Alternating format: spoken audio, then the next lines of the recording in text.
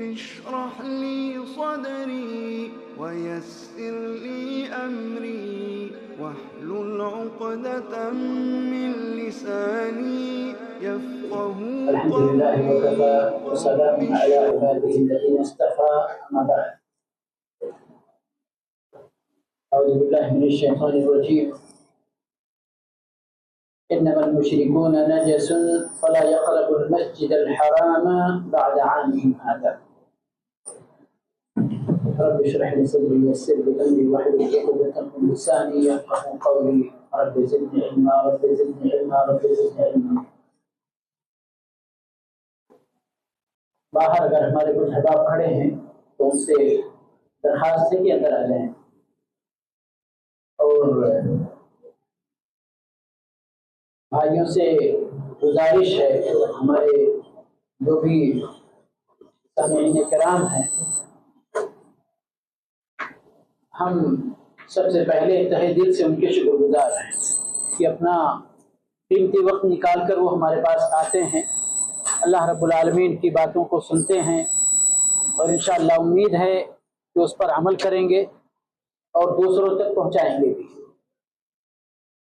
درخواست یہ ہے کہ کافی تاخیر ہو جاتی ہے درس شروع کرنے میں، تو اگر تھوڑی زحمت کر لیں، ہر آدمی نماز کے بعد فوراً اپنی اپنی جگہ سے نکل آئے تو انشاءاللہ میں سمجھتا ہوں 8:45 تک میں درس شروع کر سکتا ہوں، اور پھر کوشش ہماری ہوگی کہ 9:30 سے 9:45 کے اندر اسی درمیان درس ختم ہو جائے، کیونکہ ابھی تاخیر ہے۔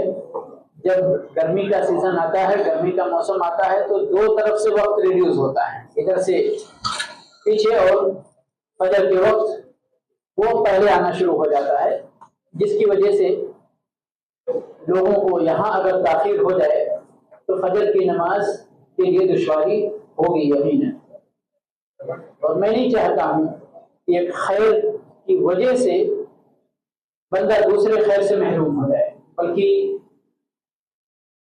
ایک خیر کی وجہ سے بڑے خیر سے محروم ہو جائے، کیونکہ اس طرح کے مجالس کا مقصد اللہ کے دین پر کما حقہ عمل پیرا ہونا اور اس کی کوشش کرنا۔ ہمارے دین کے اندر توحید کے بعد نماز کی اہمیت سب سے زیادہ ہے، اور ان 5 وقتہ نمازوں میں نماز عصر اور نماز فجر کی اہمیت سب سے زیادہ ہے۔ تو اگر ہم اس طرح کے درس دروس اور علمی مجالس کے اندر شرکت کی وجہ سے ان نمازوں سے محروم ہو جاتے ہیں، یا کم از کم باجماعت ان نمازوں کی ادائیگی سے محروم ہو جاتے ہیں، تو ہمارے لیے خیر و نصیبی کی بات ہے۔ تو اس لیے میری اپیل ہے، درخواست ہے کہ تھوڑا سا جلدی کریں انشاءاللہ، تاکہ میں 8:45 تک درس شروع کر سکوں۔ کئی بار ایسا ہوتا ہے کہ وقت کو دیکھتے ہوئے دل یہی کہتا ہے کہ وقت کی حفاظت کرتے ہوئے درس شروع کر دیا جائے، لیکن کرسیاں خالی ہونے کی وجہ سے بالکل میرا دل گوارا نہیں کرتا ہے کہ کرسیوں کو درس سنایا جائے۔ دراصل ان کرسیوں پر بیٹھنے والوں کے لیے درس ہوتا ہے، تو خالی کرسیوں کو درس سنانا مجھے بالکل اچھا نہیں لگتا۔ اور دوسری یہاں کی کچھ اگرچہ اس وقت ابھی نہیں کہنا چاہیے، لیکن ہمارے عبدالواحد بھائی کی طرف سے یہ تھوڑی سی گزارش ہے کہ ہمارے بھائی جو بھی یہاں مہمان نوازی کے لیے پانی چائے اور کچھ بھی ہے ہمارے بھائی لے لیتے ہیں اور پھر کرسیوں کے نیچے سب چھوڑ کے بھول جاتے ہیں، تو تھوڑی سی ذمہ داری محسوس کریں، تاکہ ابھی آپ کو معلوم ہے کہ یہاں انتظام کاروں میں عبدالواحد کے علاوہ کوئی نہیں ہے، تو اس لیے آپ کی طرف سے تعاون ہوگا ان کے لیے۔ پہلے عبدالقیوم بھائی بھی ہوا کرتے تھے، عبدالواحد بھائی بھی ہوا کرتے تھے، دونوں مل کے کافی سارا کام نپٹا لیتے تھے، ابھی وہ اکیلے پڑ جاتے ہیں۔ آپ کو معلوم ہے الحمدللہ آپ لوگوں کی مہمان نوازی کے لیے کھانا بھی وہی پکاتے ہیں، سرو بھی وہی کرتے ہیں، پھر صفائی ستھرائی کی بھی ذمہ داری وہیں کے اوپر، تو ہماری طرف سے تھوڑا سا ان کے ساتھ یہ کوآپریشن ہوگا، تعاون ہوگا، اس سے زیادہ کچھ نہیں، ورنہ وہ ان کی ذمہ داری ہے انشاءاللہ ادا کریں گے، لیکن مل جل کر، کیونکہ ان کو بھی دیر ہوتی ہے، ان کو بھی سونے میں، ان کو بھی فجر پڑھنا ہے، تو سبھی ایک ہی سفینے میں سوار ہیں اور مل جل کر انشاءاللہ ایک دوسرے کے ساتھ خیر کے کاموں میں تعاون کریں گے، تو یہ ہمارے لیے ایک بڑی بات ہوگی سب کے لیے انشاءاللہ۔ اس درس کے تعلق سے پچھلے درس میں رمضان کے بعد ایک خیر کے نئے موسم کے بارے میں بات کی گئی تھی، ذوالحجہ کا پہلا عشرہ، جس کے اندر اچھے بہت سارے کام کیے جاتے ہیں، اور اس عشرے کے اندر کیے گئے کام اللہ رب العالمین کے نزدیک پسندیدہ بھی بہت ہے۔ اس کے بعد حج کے بارے میں، حج کی تعریف، زبان عرب میں حج کا کیا معنی ہوتا ہے اور شریعت میں حج کس کو کہتے ہیں، اور اس کے بعد حج کی اہمیت، حج کی کے اجر و ثواب اور فضائل کے بارے میں گفتگو ہوئی۔ آج انشاءاللہ اس درس میں جو سب سے پہلا نقطہ ہے، سب سے پہلا پوائنٹ گفتگو کے لیے، وہ ہے شروط حج، حج کی شرطیں۔ اب ان شرطوں میں جو باتیں بیان کی جائیں گی، کچھ تو شرطیں ایسی ہیں کہ جو وجوب کے لیے شرطیں ہیں، لیکن اگر کوئی بندہ بغیر اس کے اوپر فرض ہوئے اس معنی میں کہ یہ شرط اس کے اندر نہیں ہے، پھر بھی وہ ادا کر لیتا ہے، تو اس کا حج درست ہوگا۔ جیسے بچے کا حج، بچے کے اوپر حج فرض نہیں ہے، لیکن اگر بچہ حج کر لیتا ہے تو اس کا حج درست ہوگا۔ تین چیزیں ہیں یہاں پر، شرط وجوب ہے، اور شرط صحت ہے، اور شرط اجزاء ہے۔ وجوب کا مطلب یہ شرط نہیں ہے تو بندے پر واجب نہیں ہے۔ صحت کا مطلب یہ ہے کہ اگر یہ شرط نہیں ہے تو اگر کوئی حج کرے گا بھی تو اس کا حج درست نہیں ہوگا۔ اجزاء کا مطلب ہوتا ہے حج درست بھی ہو گیا تو اس کا جو فریضہ حج ہوتا ہے، جو اسلام کی طرف سے حج واجب ہوتا ہے، وہ واجب ادا نہیں ہوگا، اجزاء نہیں ہوگا۔ جیسے ہی بچے کی مثال لی ہم نے، بچے کے اوپر حج واجب نہیں ہے، لیکن اگر حج کر لیتا ہے تو حج اس کا درست ہے، لیکن اس کا حج اسلام کے لیے کافی نہیں ہے۔ سمجھیے نا، حج اسلام کے لیے کافی نہیں ہے۔ جب بچہ بڑا ہوگا، اگر والدین کے ساتھ اس نے 5 سال کی عمر میں حج کر لیا، والدین نے اس کو احرام بندھوایا اور سب کچھ حج کرا دیا، اب وہ جب بالغ ہوگا تو اگر اس کے پاس حج کرنے کی استطاعت ہے تو اس کے اوپر پھر حج کرنا فرض ہوگا۔ یہ پہلا والا جو 5 سال کی عمر میں حج کیا اس کے لیے کافی نہیں ہوگا، فرض کیا جائے گا۔ تو یہ تینوں یعنی انہی شرطوں کے اندر موجود ہیں، اور میں اس تفصیل میں نہیں جاؤں گا، صرف میں نے سمجھا دیا، جب گفتگو ہوگی تو اسی بیچ میں انشاءاللہ اسی درمیان یہ چیزیں سمجھ میں آ جائیں۔ سب سے پہلی شرط اسلام ہے، اور یہ تمام تکالیف شرعیہ کے لیے بنیادی شرط ہے، کیونکہ لا الہ الا اللہ کی شہادت اور اقرار کے بغیر، محمد رسول اللہ صلی اللہ علیہ وسلم کی شہادت کے بغیر بندہ اپنی شریعت کے کسی بھی حکم کا مکلف نہیں ہوگا۔ سب سے پہلا نمبر جو ہے، اسلام کی عمارت میں داخل ہونے کا دروازہ جو ہے وہ لا الہ الا اللہ محمد رسول اللہ۔ اب جب داخل ہو جائے گا پھر اس کے بعد شریعت کی جتنی باتیں جو بھی اس کے اوپر فٹ ہوتی ہیں وہ ان سے مطلوب ہوں۔ تو سب سے پہلا جو ہے تمام تکالیف شرعیہ کے لیے وہ اسلام ہے۔ اور حج کے لیے بطور خاص اللہ رب العالمین نے آیت نازل فرمائی کہ انما المشرکون نجس، مشرک یہ نجس ہیں، ناپاک ہیں، غلیظ ہیں۔ فلا يقربوا المسجد الحرام بعد عامهم هذا، یہ سن 9 ہجری میں یہ اعلان ہوا تھا۔ ابو بکر رضی اللہ تعالی عنہ اس حج کے امیر تھے۔ ابو ہریرہ رضی اللہ تعالی عنہ کی روایت ہے کہ ابوبکر رضی اللہ تعالیٰ عنہ نے مجھے یہ اعلان کرنے کا حکم دیا تھا کہ اعلان کر دیا جائے کہ اس سال کے بعد کوئی بھی مشرک حج نہیں کرے گا اور کوئی بھی خانے کعبہ کا بغیر کپڑوں کے ننگے طواف نہیں کر سکتے. یہ دونوں چیزیں ممنوع ہیں. یہ آیت بھی ہے اور یہاں یہ واضح رہے کہ مشرکوں کی جو نجاست ہے وہ معنوی نجاست مراد ہے، ان کے شرک کی نجاست، ان کے کفر کی نجاست. ایک کافر 7 مرتبہ میں غسل کر کے آئے تو اس کی نجاست ختم ہونے والی نہیں ہے. جسم اس کا پاک رہے گا، جسم اس کا پاک رہے گا، لیکن شرک کی نجاست سے وہ اس وقت اپنا دامن چھڑائے گا جب وہ کلمہ لا الہ الا اللہ محمد الرسول اللہ کی شہادت ہے. اور اس کے بعد پھر اسلام کی ساری تفصیلی تکالیف اس کے اوپر لاگو ہوں گے. اسی طرح اللہ رب العالمین نے ایک اور آیت کے اندر ارشاد فرمایا، قبولیت کی بات فرمایا کہ کافروں سے ان کے نیک اعمال کیوں قبول نہیں ہوتے؟ اس لیے کہ ان کا کفر ان کے اعمال کی قبولیت میں رکاوٹ ہے.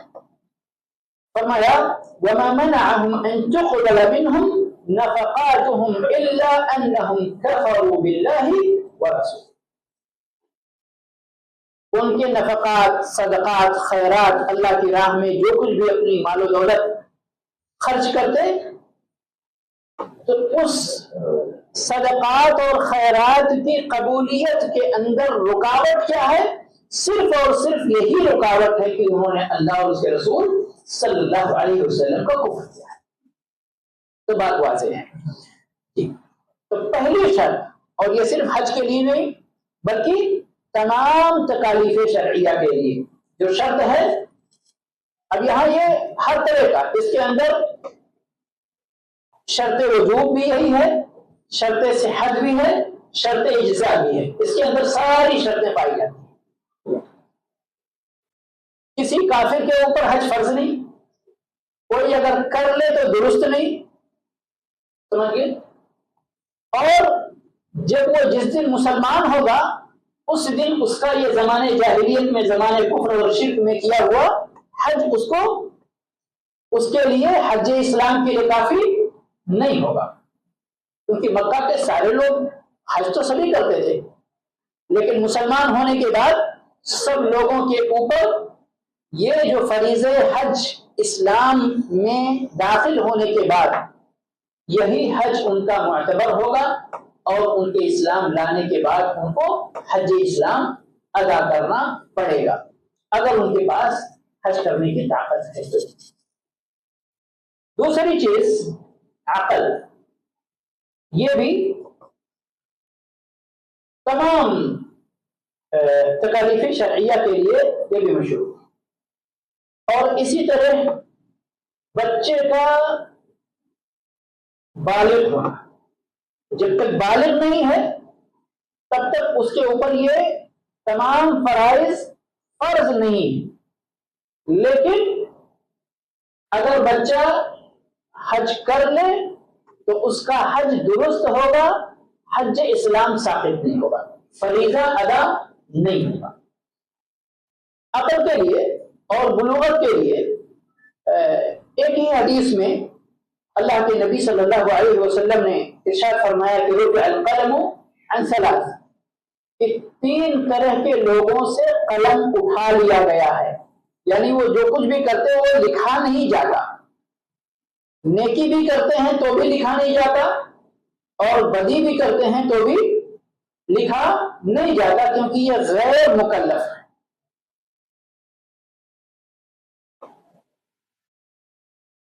تو سب سے پہلے نمبر پر تو یہی ہے کہ کوئی پاگل آدمی مختل العقل، وہ کسی بھی نوعیت کا ہو، کسی بھی نوعیت کا ہو، جس کی عقل کے اندر نقص آ گیا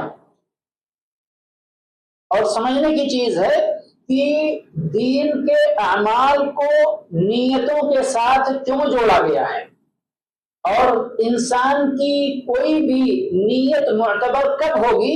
جب اس کی عقل سالم ہوگی، ورنہ جس بندے کے پاس عقل نہیں اس کی نیت کا کوئی اعتبار نہیں، کیونکہ دل اور دماغ کا جو تعلق ہے اسی تعلق سے پیدا ہوتی ہے نیت، سمجھ گئے؟ تو جب عقل ادھوری ہے یا مکمل طور پر کام نہیں کر رہی ہے تو پھر نیت کا تصور نہیں کیا جا سکتا اور نیت معتبر نہیں ہوگی۔ تو سب سے پہلی چیز کہ اللہ کے نبی صلی اللہ علیہ وسلم جو ارشاد فرمایا یعنی المجنون حتی الفیل اور حتی العقل، مجنون آدمی، پاگل آدمی، یہاں تک کہ اس کی عقل واپس آ جائے۔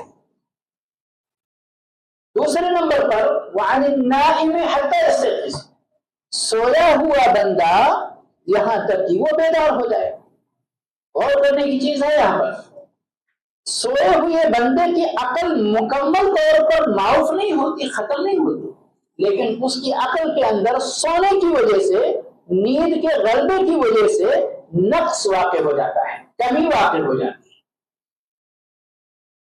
اس کمی کا بھی اعتبار شریعت نے کیا ہے کہ انسان مکلف کب ہوگا؟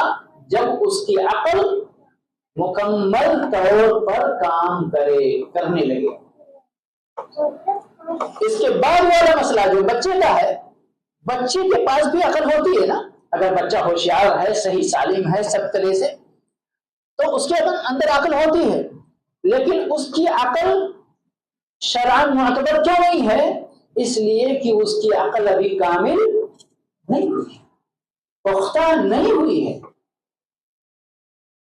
4 سال کا 5 سال کا بچہ سمجھدار ہوتا ہے، آپ اس کو بلائیں گے، سوال کریں گے، جو جواب اس کے علم میں ہے تو جواب دے گا، سمجھدار ہو جاتے ہیں۔ لیکن جب تک وہ بچہ بالغ نہ ہو جائے، جب تک اس کی عقل اتنی پختہ نہیں ہوتی جتنی پختہ شرعاً مطلوب ہے۔ اسی لیے تمام تکالیف شرعیہ کو معلق کیا ہوا ہے بلوغت پر، سوائے نماز کے۔ اس کے بارے میں بھی علماء کہتے ہیں بندہ یعنی وہ 10 سال کا یا 7 سال کا، 7 سال کے بچے کو جو نماز کا حکم ہے وہ اس لیے نہیں ہے کہ وہ نماز کا مکلف ہو گیا۔ 10 سال پر مارنے کا جو حکم ہے وہ اس لیے نہیں ہے کہ وہ مکلف ہو گیا، ابھی نماز نہیں پڑھے گا تو وہ گنہگار ہوگا، نہیں، یہاں تعلیم اور تدریب مقصود ہے، کیونکہ یہ عبادت اتنی عظیم الشان ہے، محترم الشان ہے کہ اس کے لیے اتنے پہلے سے بچے کو تیاری کرانا ہے، اس کو ٹرین کرنا ہے، اس کو عادی بنانا ہے۔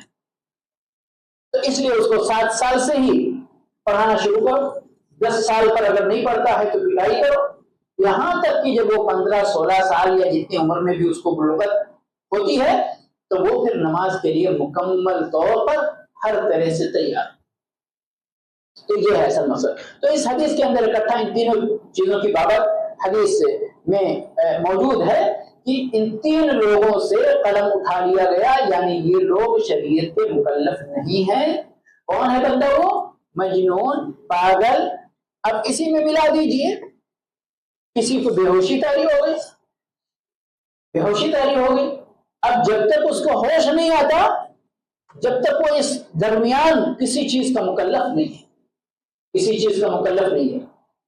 کسی کا مریض ہے، والد ہے، والدہ ہے، مریض ہے، وہ کوما میں ہے، عقل کام نہیں کر رہی ہے، تو اس بات کی فکر نہیں کرنی چاہیے کہ میرے ابا یہ نماز نہیں پڑھ رہے ہیں، خلاص اب اللہ رب العالمین کی طرف سے قلم اٹھا لیا گیا جب تک کہ وہ دوبارہ صحت یاب نہ ہو جائیں، یا اگر اللہ کے پاس جانا لکھا ہوا ہے تو اللہ کے پاس گئے تو یہاں پر کوئی مسئلہ نہیں ہے۔ ہاں لیکن بات آ گئی ہے تو ہماری طرف سے کوتاہیاں ہوتی ہیں۔ ایک بار جب بندہ بیمار ہو جاتا ہے تو تو بہت سارے لوگ اس کے بیمار ہوتے ہی سارے تکالیف شرعیہ خود سے ہی وہ بیمار ہو گیا، اب تو کیسے نماز پڑھے گا، کیسے کیا کرے گا، کیسے کیا کرے گا. یہاں پر آنکھ کھول کر اس کی حالت کو دیکھنے کا ہے مسئلہ. نماز اگر عقل کام کر رہی ہے، بدن اتنا کام نہیں کر رہا ہے کہ بندہ کھڑا ہو سکے، تو بیٹھ کر نماز پڑھنا ہے.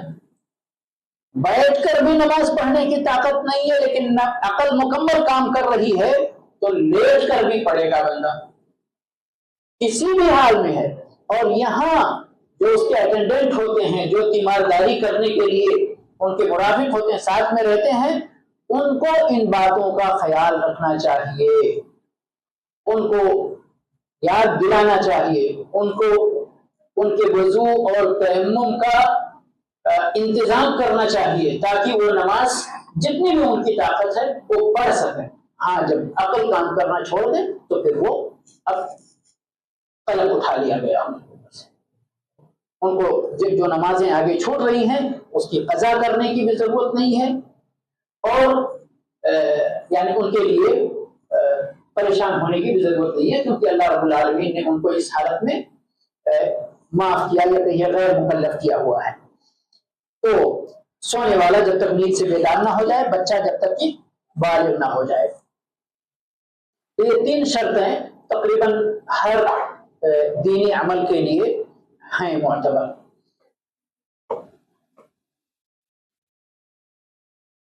چوتھی شرط ہے بندے کے لیے حریت.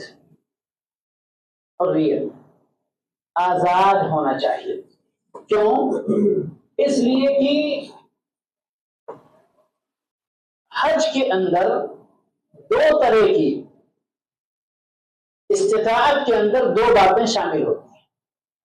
ایک ہے مالی طاقت اور ہے کہ جسمانی طاقت. ٹھیک ہے، مالی طاقت ایک بندہ اگر غلام ہے تو وہ اور اس کی ساری ملکیتیں اپنے آقا کی ملکیت ہوتی ہیں، تو وہ کسی چیز کا مالک ہی نہیں ہے، تو ایک شرط یوں ہی ختم ہو گئی. دوسرے نمبر پر پھر کیا ہے کہ وہ اپنے آپ کا بھی مالک نہیں، اگرچہ جسمانی طور پر صحت مند ہے لیکن اس کا یہ 24 گھنٹہ اس کا اپنا نہیں ہے بلکہ اس کے مالک کا ہے. تو وہ اس حیثیت سے غیر مستطیع ہے، اور غیر مستطیع کے اوپر حج فرض نہیں ہے. لیکن بچے کی طرح اس کا معاملہ ہے، اگر یہ جاتا ہے حج کر لیتا ہے تو حج اس کا درست ہوگا لیکن حج فریضہ ثابت نہیں ہوگا. آزاد ہونے کے بعد پھر سے اس کو حج اسلام ادا کرنا پڑے گا. تو یہ آزادی اس لیے یہ حج کے فریضے کے لیے شرط ہے. اس کے بعد میں استطاعت، جس کا ذکر جہاں بھی حج کا ذکر کتاب و سنت کے اندر آیا ہے وہاں استطاعت کا ذکر ہے. وَلِلَّهِ عَلَى النَّاسِ حِجُّ الْبَيْتِ مَنِ اسْتَطَاعَ إِلَيْهِ سَبِيلًا. جہاں پر اللہ کے نبی صلی اللہ علیہ وسلم نے حدیث فرمایا وَتَحُجُّ الْبَيْتَ إِنِ اسْتَطَعْتَ إِلَيْهِ سَبِيلًا بُنِيَ الْإِسْلَامُ عَلَى 5 شهادة لا إله إلا الله، اور آخر میں وَحَجِّ الْبَيْتِ مَنِ اسْتَطَاعَ إِلَيْهِ سَبِيلًا. تو جدھر بھی حج کا ذکر ہے قرآن اور یا حدیث کے اندر ادھر استطاعت اس کے ساتھ ساتھ ذکر کیا ہے. اب یہاں استطاعت کے اندر کیا کیا چیزیں شامل ہیں؟ سب سے پہلے نمبر پہ تو مال ہے، دوسرے نمبر پہ صحت ہے، تیسرے نمبر پہ راستے کا پرامن ہونا ہے، چوتھے نمبر پر ابھی اس کو ملا دیں تو حج کے لیے تصریح کا ہونا ہے کہ نہیں؟ وہ بھی استطاعت میں شامل ہے. ابھی آپ کے پاس مال ہے، آپ کے پاس صحت ہے، لیکن حج میں آپ کو نہیں کر پائے تو آپ کے لیے راستہ معمول تو نہیں ہے. معمول ہے، کوئی آپ کو شیر، چیتا، بھیڑیا، ڈاکو، رہزن کوئی آپ کے سامنے نہیں آنے والا ہے، لیکن چونکہ آپ جس ملک میں ہیں اور جس ملک میں حج ہو رہا ہے ان کے نظام کے مطابق جانے کے لیے آپ الاؤڈ نہیں ہیں، تو اس لیے یہ بھی ایک رکاوٹ ہے. ٹھیک ہے، تو یہ ساری چیزیں استطاعت کے اندر داخل ہیں. صحت اور مال یہ سب سے اہم چیز ہے. صحت اور مال سب سے اہم چیز ہے. اب کسی کے پاس مال ہے، مال آ گیا، صحت سے پریشانی ہے، تو کیا کرنا اس کو؟ ایک شرط موجود ہے، اس کو چاہیے کہ اس کے مال سے اپنے کسی کو اپنا نائب بنا کر حج بدل کروا دے. بہت سارے ہمارے بھائی، اور میں تقریباً ہر سال اس نقطے پر تنبیہ کرتا ہوں، لیکن شاید ہماری آواز پہنچتی نہیں ہے یا فرد جذبات میں سنی نہیں جاتی ہے. کیا ہے؟ ہمارے ہندو پاک کے اندر حج کرنے کا، میں تو اس کو ٹریڈیشن ہی کہوں گا، رواج کیا ہے کہ جب بندہ زندگی کی ساری ذمہ داریوں سے فارغ ہو جائے، یہاں تک کہ اپنی طاقت سے بھی فارغ ہو جائے، تو پھر اس کو یاد آتا ہے کہ اب تو اللہ کے گھر جانا چاہیے. ٹھیک ہے، کبھی کبھی بیچارے اپنی زندگی میں ان کی یہ نوبت ہی نہیں آتی ہے، ذمہ داریاں پوری کرتے کرتے کرتے کمر ٹیڑھی ہو جاتی ہے اور ذمہ داریاں پوری نہیں ہوتی ہے کہ نہیں ہے؟ بہت سارے لوگوں کا یہی حال ہے نا. تو نصیب سے ان کے بچے یا تو گاؤں سے نکل کر انڈیا کے ہی بڑے شہروں میں کمانے لگتے ہیں اور اللہ رب العالمین ان کی روزی میں کشادگی عطا فرماتا ہے، اور یا سعودی اور گلف چلے جاتے ہیں، یا کہیں بھی کیسے بھی اللہ رب العالمین ان کو اس لائق بنا دیتا ہے کہ وہ اپنے والدین کو حج کرا سکیں یا ان کے حج کا خرچہ برداشت کر سکیں. ٹھیک ہے، بہت اچھی بات ہے، یہاں تک بہت اچھی بات ہے. لیکن آپ کے پاس جب پیسے ہو جائیں تو ذرا اپنے والدین کی صحت پر بھی ایک نظر ڈالیں، اور ممکن ہو تو کسی مسلمان ڈاکٹر سے ان کا اچھی طرح چیک اپ کرا کے آپ دیکھ لیں کہ آپ کے والدین کے اندر کتنی کیپیسٹی ہے، طاقت کتنی ہے، حج کرنے کے لائق ہیں یا نہیں ہے. پھر سوچیں، پھر پلان بنائیں. ورنہ الحمدللہ اللہ نے آپ کو پیسے دے دیے ہیں اور شریعت نے آپ کے لیے دروازہ کھول دیا ہے کہ آپ کے پاس پیسے ہیں، کسی کو تلاش کرو جو آپ کے والدین کے لیے حج بدل کر سکے. والدین آرام سے اپنے وطن میں، اپنے گھر میں، اور ان کی طرف سے انشاءاللہ حج کا فریضہ بھی ادا ہو جائے گا. آپ کو بھی ثواب ملے گا انشاءاللہ، ان کو بھی ثواب ملے گا، اور تکلیف کسی کو نہیں اٹھانی پڑے گی. ہوتا کیا ہے، میں نے تو یہ سولوشن پہلے بتا دیا اور مشکلات بتانے جا رہا ہوں کہ جیسے تیسے کر کے، چاہے حج کمیٹی سے اور چاہے کسی پیسہ زیادہ ہوتا ہے تو کسی پرائیویٹ ٹور والوں کے ساتھ بکنگ کروا دیتے ہیں، اور بکنگ کروانے کے بعد باقی مصیبت تو والدین کو ہی جھیلنا ہے نا. کسی کی صحت ساتھ نہیں دیتی، کسی کے ہاتھ پیر کام نہیں کرتے، کوئی بس پر اگر 2 گھنٹہ بیٹھ جائے تو بہت سارے اس عمر میں اللہ رب العالمین سب کے اوپر رحم فرمائے، سب کو صحت یابی عطا فرمائے. شوگر کے پیشنٹ ہوتے ہیں، ان کو بار بار پیشاب آتا ہے، اور آپ کو معلوم ہے کہ مینا اور مزدلفہ کے اندر اور عرفہ کے راستے میں بسیں جام ہوتی ہیں تو کتنی دیر تک کے لیے جام ہو جاتی ہیں. اس وقت اس حاجی سے پوچھئے جس کو پیشاب آ رہا ہو کیا ضرورت بنتی ہے ان کی. بہت سارے بزرگی کے اس مرحلے میں پہنچ جاتے ہیں کہ پیٹ بھی خراب ہوتا ہے، ان کا دست بھی شروع ہو جاتے ہیں. آپ یقین نہیں کریں گے، میں نے اپنی آنکھوں سے دیکھا ہے، اس لیے بتا رہا ہوں میں.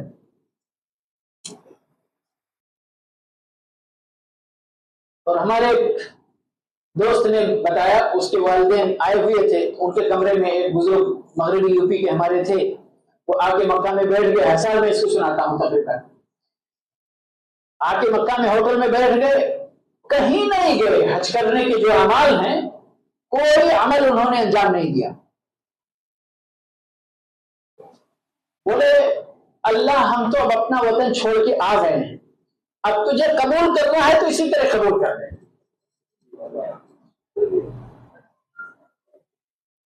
نہ طواف، نہ سعی، نہ مینا، نہ مزدلفہ، نہ عرفہ. اب آپ سوچیں مطلب اس پیسے کا جو ان کے صاحبزادوں نے یا انہوں نے لگایا، ان کے بارے میں تو مجھے معلوم نہیں کس نے لگایا پیسہ بھیجا تھا، لیکن ساتھی نے بتایا کہ ہمارے اما ابا کے روم میں اس طرح کے بزرگ ہیں، وہ کہیں نہیں جا رہے کیونکہ جانے کے لائق ہی نہیں، کیونکہ جانے کے لائق ہی نہیں ہے تو کہاں جائیں گے. خاص طور پہ یعنی آپ کے بزرگ اگر گھر پہ ہیں، گھر سے ہاسپٹل لے جانا ہو ڈاکٹر کے پاس، تو ایک آدمی دو آدمی ساتھ میں جاتے ہیں، پھر ساتھ میں لے کے آتے ہیں. حج میں جس بچے نے پیسہ لگایا ہے وہ تو پتہ نہیں کہاں ہے. مکہ میں حج کمیٹی کے لوگ کہاں ہیں، لا کے ہوٹل میں ڈال دیا. اس کے بعد اعلان کر دیا ایک آدمی نے پورا گھوم کر کے کہ ابھی بس اتنے بجے آئے گی، بس تیار ہوگی مینا جانے کے لیے. سب لوگ جاؤ، خود سے اپنا کام کرو، بیٹھو. کیسے بھی بیٹھ پائے تو بیٹھ پائے، نہیں تو کتنے ضائع ہوتے ہیں، کتنی پریشانیاں ہوتی. بہرحال وہ ساری باتیں، میرے کہنے کا جو مطلب ہے، خلاصہ جو لباب ہے کہ آپ اس عمر میں کیوں پریشان کرتے ہیں اپنے والدین. حدیث میں کئی حدیثوں میں جہاں پہ نیابت کی بات آتی ہے، صحابہ کرام نے پوچھا، خاتون نے بھی پوچھا، مرد نے بھی پوچھا کہ اللہ کے نبی صلی اللہ علیہ وسلم میرے والد پر حج اس مرحلے میں فرض ہوا کہ وہ سواری پہ بیٹھنے کے قابل نہیں. اللہ کے نبی صلی اللہ علیہ وسلم فرمایا اپنے والد کی طرف سے حج کرو. میری ماں اس لائق نہیں ہے، ماں کی طرف سے حج کرو. یہ دین رحمت ہے، یہ دین زحمت نہیں ہے. یہ ہم اپنے عمل کی وجہ سے اس کو زحمت بنا لیتے ہیں. یا تو جانکاری نہیں ہوتی ہے، اور یا تو میں نے کہا کہ پھر علم نہیں ہوتا ہے. اور ہم جیسے یعنی طالب علم کی آواز فرق جذبات میں کہیں گم ہو جاتی ہے، وہ سنتے ہی نہیں میرے ابا کو تو حج کرانا ہے.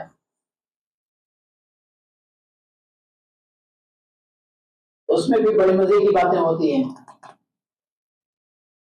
اخلاص نیت کا مسئلہ اگر لے لیا جائے، میں اس پہ نہیں جا رہا ہوں، بہت گفتگو کیا میں نے اس پہ، لیکن بہت سارے ہمارے بمبئی والے سیٹ اور سعودی والے سیٹ تو یہاں کے لوگوں کو نہیں کہتے ہیں، کیا کہتے ہیں؟ پیٹرول ڈالر کمانے والے ہے نا، تانے دیتے لوگ جو تو یہی بولتے ہیں. تو بہرحال کہتے بھی ہیں لوگ، اور دل میں تو پتہ نہیں کتنے سوچتے ہیں، وہ ان کا حال اللہ جانتا ہے. ہمارے پاس اتنے پیسے ہو گئے، اگر ہم نے والدین کو حج نہیں کرایا تو تھوڑیں گے لوگ ہمارے اوپر، اس لیے حج کرا دینا چاہیے. سمجھ گئے؟ تو کیا ڈر ہے؟ اللہ سے اجر کی نیت نہیں ہے. ہم سب کے اوپر ایک عام حکم نہیں لگا رہے، اللہ کے انشاءاللہ مخلص بندے بھی بہت ہوں گے، لیکن ایسے بھی لوگ ہیں جن کو اپنے نیت کی اصلاح کرنے کی ضرورت ہے، اپنے دل کے علاج کرنے کی ضرورت ہے. تو استطاعت پر اتنی ساری باتیں ہو گئی. خواتین کے تعلق سے ایک شرط یا یہ کہیے دو شرط اور ہے کہ ان کے پاس اگر کوئی محرم نہیں ہے تو ان کے اوپر حج فرض نہیں کیا کرنا ہے. اب یہاں بھی کتنی عورتیں چلی جاتی ہیں. حج فرض نہ ہونے کا مطلب سمجھتے ہیں آپ کہ اگر کوئی خاتون مالدار بھی ہے، صحت مند بھی ہے، لیکن اس کے پاس کوئی محرم ساتھ میں آ کر حج کرانے والا نہیں ہے، وہ خاتون اسی طرح دنیا سے چلی جاتی ہے، تو اللہ کے یہاں اس سے یہ باز پرس نہیں ہوگا کہ تم نے حج کیوں نہیں کیا. اس کا مطلب یہ ہے پھر خواہ کے جذبات میں ہم کیوں آتے ہیں؟ نہیں صاحب دیکھو میرے پاس اتنا پیسہ ہے، ایسا ہے ویسا ہے، وہ خاندان کی فلاں عورت جا رہی ہے، وہ خاندان کی فلاں ہماری بہن جا رہی ہے، اب اس کے شوہر ہیں، وہ فلاں ہیں، یہ ہیں وہ ہیں. نہیں، محرم صاف صاف ہے. آپ کا خونی رشتہ، سسرال والوں کا جو شوہر کے باپ ہیں یا شوہر کا بیٹا ہے یا کوئی بھی ہے، یا رضاعت کی طرف سے جو حرمت والے رشتے ہوتے ہیں جس سے ہمیشہ کے لیے موقت نہیں، ہمیشہ کے لیے شادی حرام ہے. سمجھ گئے؟ تو یہ سارے لوگ ہوتے ہیں. اگر ہیں آپ کے پاس تو الحمدللہ، نہیں ہے تو پھر تکلیف اٹھانے کی اور تکلف کرنے کی ضرورت نہیں ہے، کیونکہ دین کی باتیں بہت کلیئر ہیں، واضح ہیں. کس کے اوپر حج فرض ہے، کس کے اوپر حج فرض نہیں ہے، کس کو اللہ رب العالمین نے یعنی غیر مکلف بنایا ہوا ہے، کس کے اوپر ابھی یہ شرط نہیں ہے. تو خواتین کے لیے محرم کی شرط نہیں ہے. اور ابھی تو ہمارے انڈیا میں مسلمانوں کا کی سب سے بڑی خیر خواہ حکومت نے تو باقاعدہ یہ لیگل کر دیا ہے کہ بغیر محرم کے بھی اگر کوئی جانا چاہے تو جا سکتا ہے، کیونکہ وہ ہماری خواتین کے کافی خیر خواہ ہیں اور کافی مطلب ان کے فائدے کے لیے کام کرنے والے ہیں. اس لیے 3 طلاق کا مسئلہ بھی حل کیا، حج میں بغیر محرم کے حج کرنے کا بھی مسئلہ حل کیا. سب مسئلے ہی حل ہو رہے ہیں ایک ایک کر کے. تو یہ بھی مسئلہ، اب اس سے فائدہ اٹھانے والے پہلے جو تھوڑی سی دقت آتی تھی ابھی وہ دقت بھی ختم ہو گئی، تو خوب فائدہ اٹھا رہے بغیر محرم کے حج کرنے والے. لیکن ہم تو اللہ اور اس کے رسول صلی اللہ علیہ وسلم کی رہنمائی اور تعلیمات کے مکلف ہیں. ہمیں نہ کسی حکومت کی طرف سے رعایت کی ضرورت ہے اور نہ کسی کی طرف سے آسانی اور قانون بنانے کی ضرورت ہے. ہم اللہ اور اس کے رسول صلی اللہ علیہ وسلم کے قانون کے پابند ہیں، تو ہمیں اپنی شریعت کے قانون کی پابندی کرنی چاہیے. دوسرا مسئلہ خاتون کے تعلق سے کہ اگر کسی خاتون کے شوہر کا انتقال ہو گیا اور وہ بیوگی کی عدت میں ہے تو اس عدت میں اس کو حج کا سفر نہیں کرنا چاہیے، بھلے ہی کسی محرم کے ساتھ ہی کیوں نہ ہو. لیکن ابھی وہ عدت میں ہے تو اس عدت کو مکمل کرنا چاہیے. اللہ رب العالمین نے اس کے نصیب میں اگر حج لکھا ہے تو ان کا ساتھ کرے. لیکن یہ 2 چیزیں خیال رہنی چاہیے خواتین کے لیے. دوسرا نقطہ جو آج اہم بیان کرنا ہے اور میں اس کو انشاءاللہ مختصر بیان کروں گا، کوشش پونے 10 تک انشاءاللہ درس ختم کرنے کی.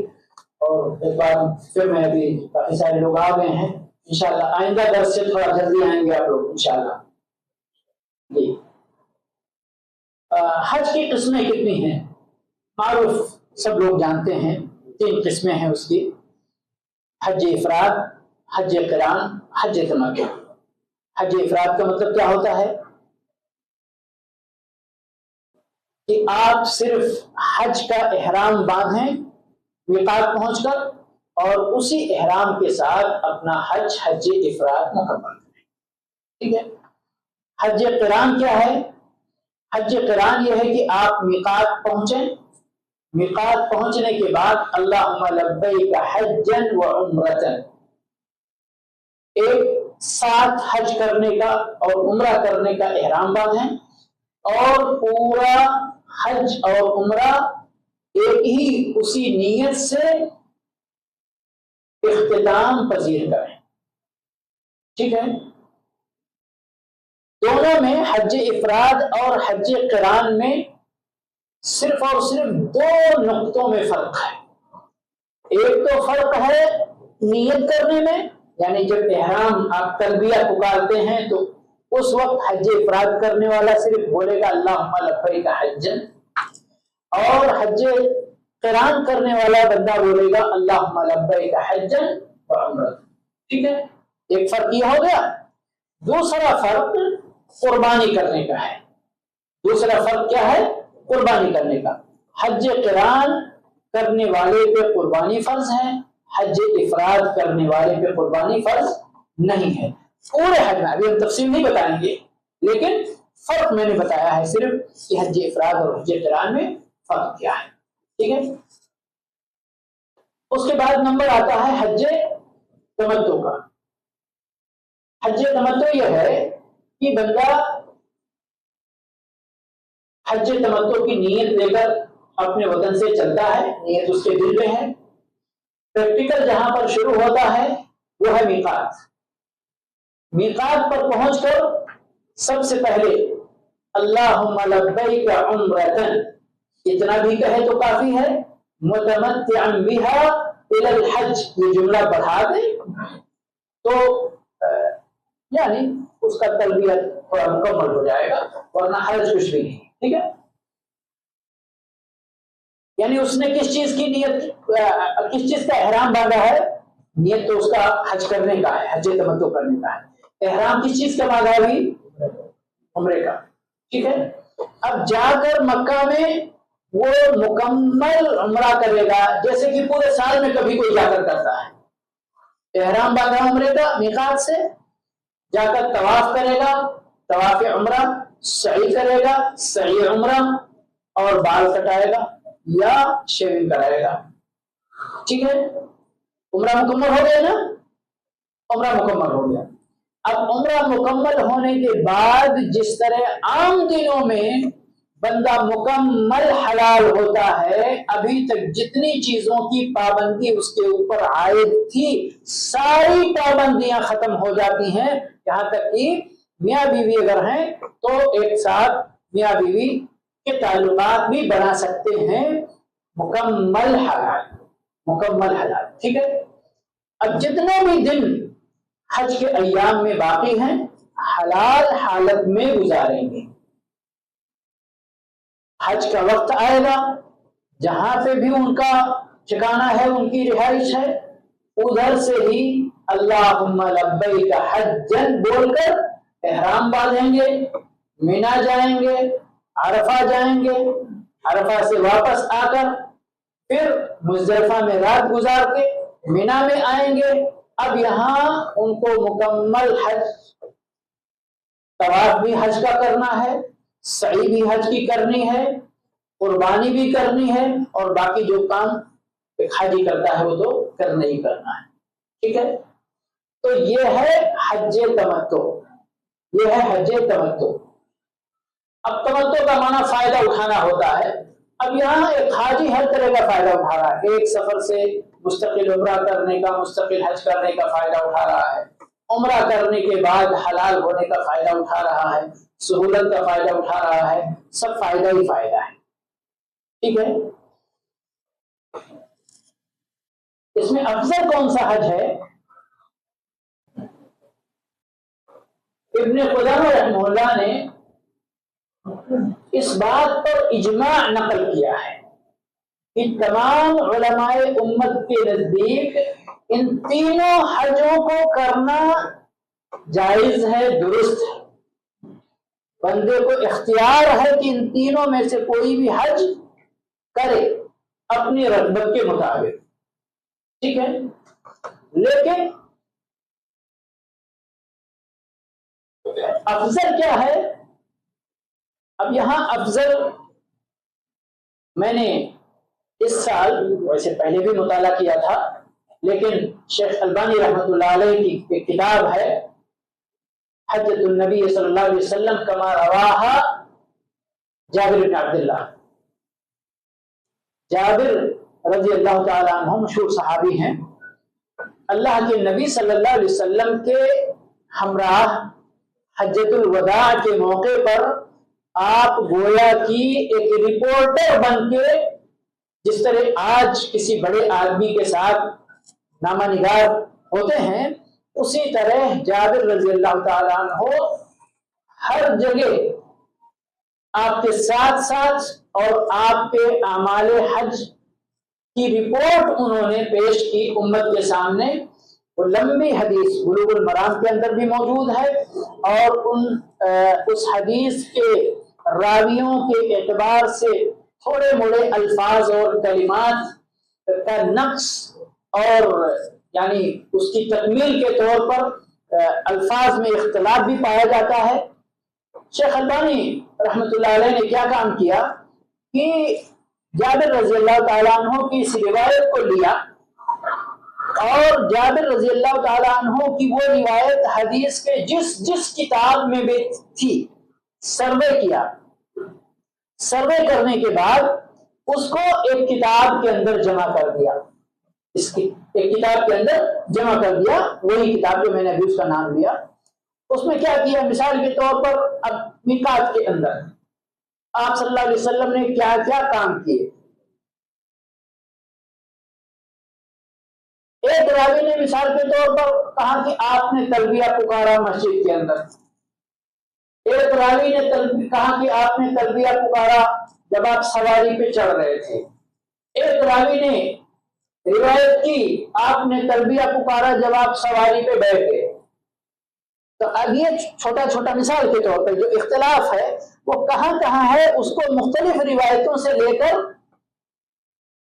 شیخ نے اس کو مکمل کیا، اور مکمل کرنے کے بعد اپنے اجتہادات کے مطابق جو اس کی مزید تکمیل کا تقاضا تھا وہ پورا کر کے اس کی شرح کی، اس کی وضاحت کی، تو کتاب اتنی موٹی بن گئی اور بہت عمدہ کتاب ہے۔ میں نے اس سال اپنے اس درس کے تعلق سے شیخ کی اس کتاب کا تھوڑا سا مطالعہ کیا، تو جس میں حج تمتع کی بات میں نے خاص طور پر دیکھا، شیخ کا موقف ہے کہ حج تمتع کرنا اس بندے کے لیے واجب ہے جو بندہ اپنے وطن سے قربانی کا جانور نہ لے کر آئے،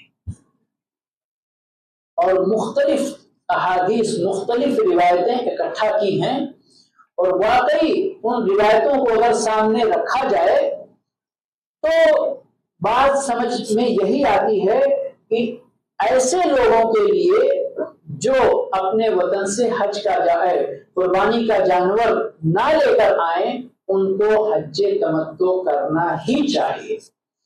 اگر یہ قول میرے سامنے نہ ہوتا تو میں شیخ کے دلائل کا قائل ہو چکا تھا، کیونکہ ایسی دلیلیں شیخ نے پیش کی ہیں، واقعی وقت نہیں ہے یعنی اس کو وہ کرنے کا، اتنے یعنی تنگی کے اندر میں سمجھ لیجیے اس کو سمیٹ نہیں سکتا ہوں ساری باتیں، کیونکہ تفصیل ہے، احادیث ہیں، ان پر حکم ہے، اس کو ساری چیزیں ہیں۔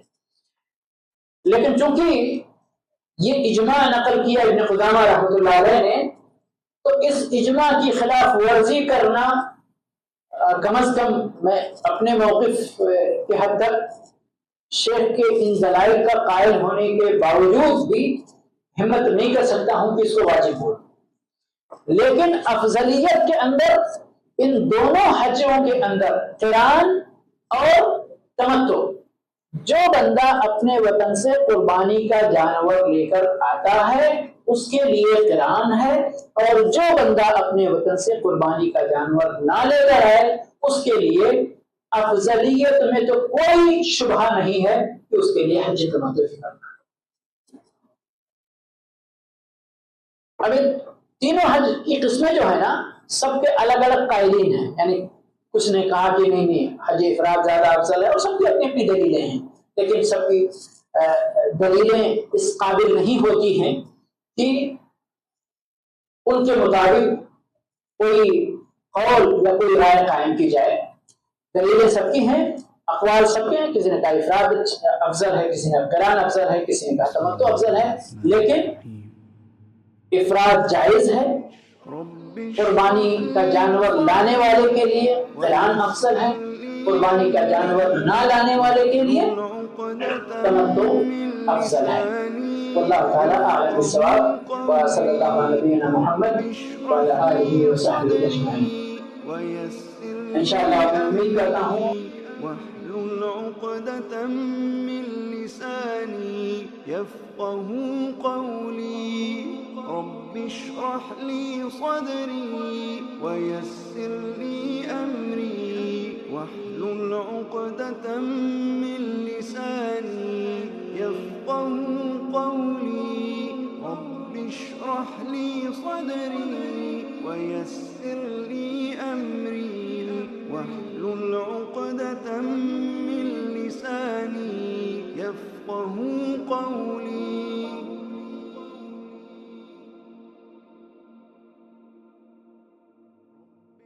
رب اشرح لي صدري ويسر لي أمري واحلل عقدة من لساني يفقه قولي رب اشرح لي صدري ويسر لي أمري واحلل عقدة من لساني يفقه قولي رب اشرح لي صدري ويسر لي أمري واحلل عقدة من لساني يفقه قولي رب اشرح لي صدري ويسر لي أمري واحلل عقدة من لساني يفقه قولي رب اشرح لي صدري ويسر لي